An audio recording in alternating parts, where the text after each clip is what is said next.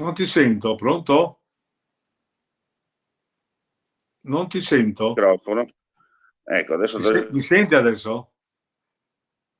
Non ti sento. Non ti sento, non ti sento. un Mi attimo di senti? pazienza. Ecco, sì, io ti sento. Adesso ti sento anch'io.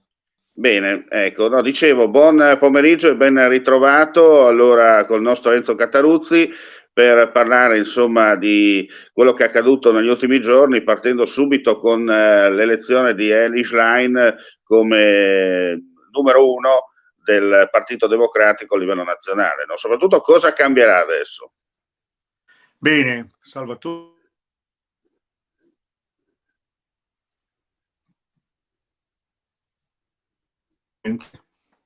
Ecco, ci saranno probabilmente delle conseguenze, no? I casi sono due. O ringaluzzerà un momentino la parte, diciamo, radicale della coalizione guidata dal Partito Democratico, quindi o altrimenti molti elettori avranno dei ripensamenti, magari si riverseranno verso il terzo polo o chissà anche verso qualche altro partito moderato.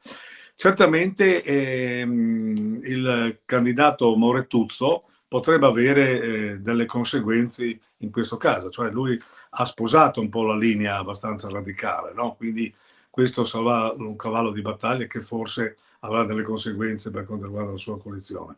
Per quanto riguarda invece il centrodestra, io penso che, dato i sondaggi che stanno girando, che anche tu conosci, molti ehm, del settore, insomma, che hanno le mani in questo ginepraio, sanno che il centrodestra, stando sempre ai sondaggi, potrebbe perderla solo lui.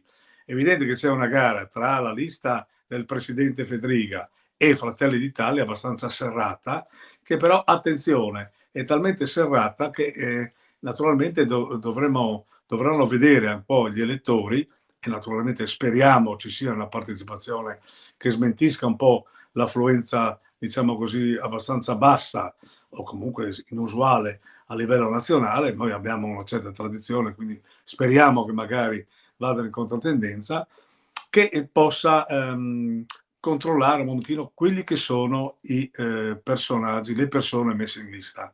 Non è una cosa da poco, perché si sa che alle regionali si pesano un po' le idee, i programmi, certamente, i leader, ma anche i candidati consiglieri. E questo la farà un po', secondo me, da padrone, perché io ho visto che molte liste sono un po' in contrappeso, no? Il presidente ha messo una zona di Manzano e anche l'altra zona di Manzano, una zona di uno, eccetera, eccetera. Poi c'è una variante a Trieste, una variante non banale, che è quella della Vovia, no? C'è stato un sondaggio recentemente dove molti sono contrari alla Vovia, quindi magari quel comitato potrà cercare di esprimersi contro una certa fazione, quindi contro il centrodestra in questo caso, e potrebbe un po' sballare i risultati, non di molto, ma li potrebbe sballare. È evidente che la parte autonomista, cioè quando si parla del Friuli, mi pare che tutto è rimasto come prima, cioè non c'è. Cioè si parla tanto di autonomia, ma l'autonomia non viene, diciamo così, portata avanti se non in maniera pragmatica, no? dalle due diciamo, coalizioni maggiori. Non me ne vogliano gli altri, ma mi pare che i due protagonisti, anzi i tre protagonisti sono l'affluenza, il centrodestra e il centrosinistra. Poi naturalmente abbiamo anche il candidato del terzo polo che comunque potrebbe fare. Loro stanno seguendo la doppia cifra, arrivare almeno al 9, 10, 11%, cosa che non è impossibile, ma non è neanche probabile in sostanza. Però ci sperano perché hanno anche qualche candidato anche di peso. Ecco, ricordiamo giusto per coloro che non sono molto, diciamo così, portati alle faccende politiche, che in Friuli Venezia Giulia innanzitutto si vota il governatore e poi il consiglio regionale. Ricordiamo Sì. che dei candidati governatori passa chiaramente il vincitore più il secondo classificato, mentre gli altri dovranno, come si dice, guardare e sperare nel proporzionale in un certo senso per fare numeri e magari piazzare uno o più consiglieri nel gruppone dell'opposizione, no? Cosa che Sì, questo è molto importante, perché bisogna sottolineare questo, perché molti sono convinti, passa solo il no, presidente e il è secondo il classificato, secondo, il che hanno primo, il secondo. diritto al seggio. Poi gli altri dovranno sperare, insomma, di fare risultato, no? Come si dice. In maniera proporzionale, sicuro. Mm. Diciamo che le compagini più forti, quelle che abbiamo detto, il centrodestra potrebbe perdere solo lui, insomma, no? E bisogna vedere, magari ci saranno anche delle varianti nazionali. Certamente la variante che riguarda il blocco dei bonus non è una variante banale, come non è una variante banale, dicevo, quello della Vovia, ma come non è una variante banale quella della sanità. Il tema dei temi ormai è la sanità. Tutti portano avanti il problema della sanità, sia all'interno della lista Federica, che c'è comunque sia un qualcosa anche contro l'attuale reggenza della sanità, quantomeno io ho sentito più di qualche candidato critico, sia, non parliamo nemmeno dalla parte dell'opposizione, che comunque è a forza 9, quindi contro la sanità, contro tutto quanto. Naturalmente i cittadini dovranno anche soppesare un po' quello che è stato tutta l'attività del governo Federica. Quello è diciamo un vantaggio per uno che deve in qualche modo essere portato al vaglio degli elettori, e naturalmente vedere se ci sono delle idee nuove dall'altra parte. Io vedo emergenti sia Fratelli d'Italia, sia dall'altra parte anche un PD che secondo me rilancerà l'azione governativa, perché sappiamo che l'entusiasmo parte anche dopo questo congresso abbastanza lungo, travagliato, insomma, dopo una sconfitta dietro l'altra umiliante che in qualche modo avrebbe fiaccato un po' le truppe, ma si sa, ogni elezione a sé, e la voglia di arrivare sugli scranni regionali da parte di quelli che sono in lista è tanta e tale che in qualche modo batteranno Certo. tutte le case del nostro regione. Senti, per quanto riguarda appunto il centro-sinistra, questa tornata elettorale potrebbe essere anche una specie di laboratorio, no? Prove tecniche di trasmissione, come si direbbe in Certamente, gergo tecnico, no? Capire, tu hai detto, l'importante, probabilmente il PD tornerà fuori, però c'è da capire quanto otterrà poi i 5 Stelle e soprattutto anche quell'area di sinistra che è collegata ai Verdi, quella che una volta era il SEL e via dicendo, ecco, quanto certamente. effettivamente otterrà in questa tornata elettorale, per capire se è il PD che sta portando, come si dice di nuovo, il centro-sinistra in auge, o è la sinistra che sta tirando fuori il PD dal pantano in cui, diciamo, si è momentaneamente piazzato.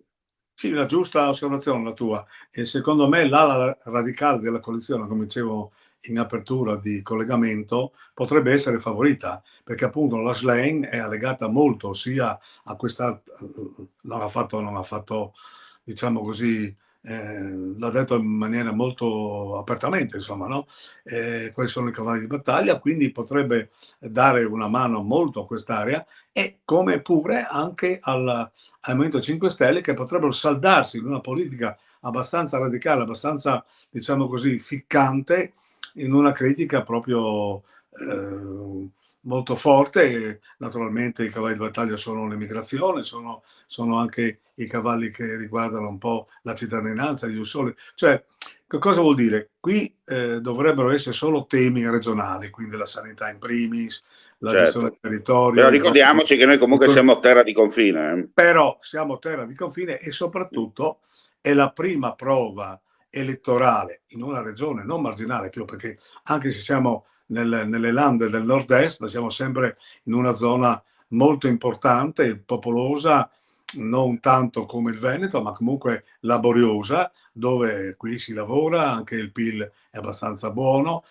Come hai detto tu, giustamente, confiniamo con l'Austria e la Slovenia, potremmo risentire anche di qualcosa di esterofilo, e in ogni caso sappiamo che è una prova per il centro-sinistra, e penso che non si lasci sfuggire anche questa prova, insomma, no?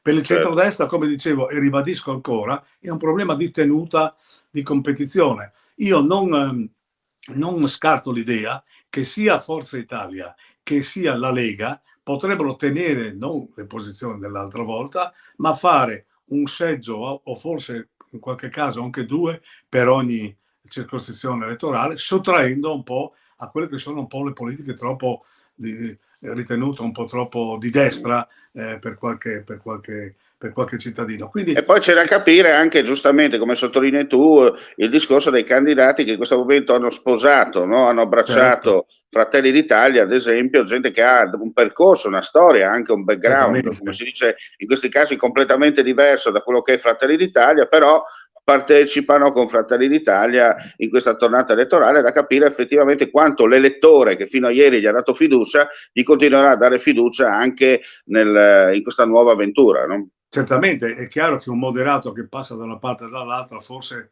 qualche diciamo consenso lo perde, no? È molto più facilitato chi è passato magari moderato con Fedriga, quale una lista diciamo civica del presidente, dove in qualche modo è un personaggio che in questo momento è una punta di diamante anche della politica nazionale, quando non dimentichiamo che è coordinatore delle regioni italiane, non dimentichiamo che fra poco verrà portata in Consiglio dei Ministri la legge sull'autonomia. Ecco, questo potrebbe essere un argomento che entrerà nella campagna elettorale. Vediamo chi è attrezzato per Ecco, proprio su questa cosa, affrontare Enzo, questo problema, no? ecco, proprio su questa cosa, se permetti Enzo, proprio per integrazione di cronaca, come si dice in questi casi, proprio oggi ho letto che c'è stata una riunione, un tweet fatto da Massimiliano Fedriga con l'incontro nella conferenza delle regioni e delle province autonome Sì. per ristabilire insomma un discorso elezione diretta per quanto riguarda le province e le città metropolitane, tanto per essere chiari. Oggi era questa la discussione in atto alla conferenza delle regioni e delle province autonome. E questo è un argomento molto interessante perché metterebbe probabilmente, anzi certamente, di nuovo in moto la politica vera, la politica delle preferenze, la politica anche dell'identità di area. Voi tutti sappiamo quanto è sentito in Friuli anche le varie zone, no? Friuli e Trieste è un tema, ma il Friuli intero tra, diciamo così, di qua e di là da Laghe, tra Pordenone e Udine, mi pare che adesso c'è una bella competizione. Insomma, ci sono più competizioni e vedremo un momentino quello che sarà il Friuli del futuro, perché non dimentichiamo che queste elezioni avranno un riverbero anche nelle elezioni amministrative dei comuni del prossimo anno.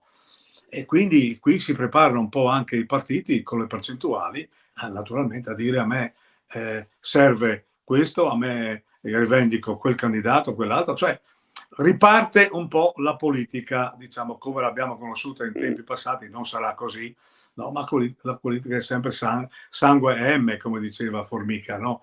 L'ex ministro. È evidente che un po' di pathos ci vuole.